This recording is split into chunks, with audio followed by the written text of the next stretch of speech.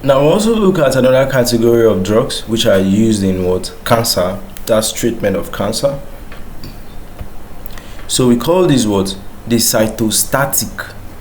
When they say something is cytostatic, what's the meaning of cyto? Cyto means a cell. Static means you are pausing something, you are keeping something in one place. Do you understand? So cytostatic just simply means there's a drug that will kind of like pause the growth of a cell. So they are actually used in treatment of they are using the treatment of cancer.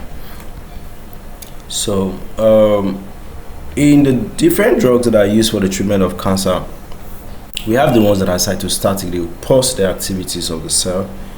Then we also have the ones that are cytotoxic. So cytotoxic, those ones, they will be like so toxic to the cancer cell, just so to say.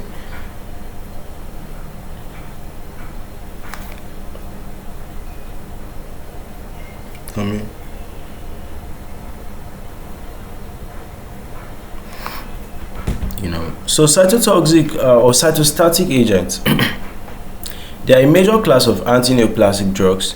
So they are used in chemotherapy to inhibit the growth and proliferation of cancer cells. So they are different from cytotoxic, right?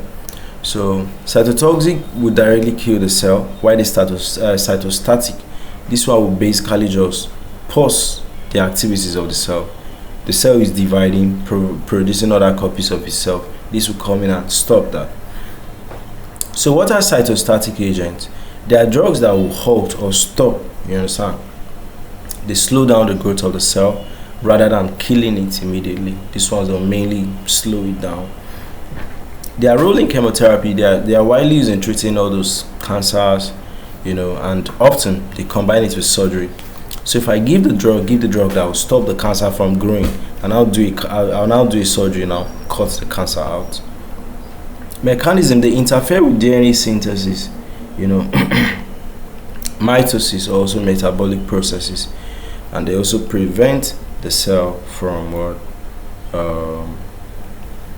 forming other copies of itself.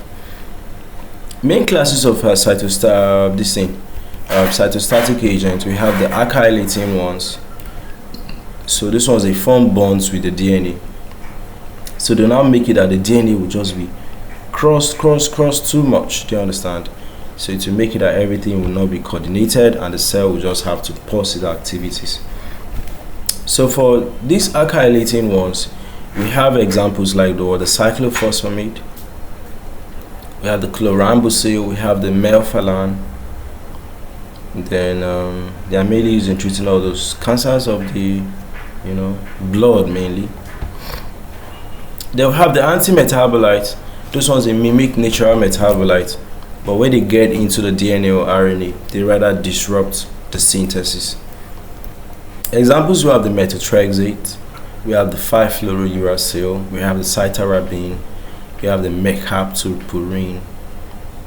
They are used for leukemia, breast cancer, gastrointestinal cancers. So we also have the plant-derived ones, like all those Vincristine and also the Vinblastines. Then we have the anti-tumor antibiotics. These ones, they bind the DNA, they inhibit transcription, or sometimes they generate free radicals. Now, free radicals will make the cell to be unstable, causing it to die. So we have drugs like the doxorubicin, we have the daunorubicin, we have the bleomycin, mainly used for leukemia, breast cancers, sarcomas. Then we have the topoisomerase inhibitors. These ones, they prevent the DNA from unwinding, and therefore making other copies of itself. You understand? Drugs like the etoposide, the irinotecan, and also the topotecan. Now, each of these drugs we just listed and passed because this is an introduction. We'll come back and talk about the pharmacology of each of these drugs.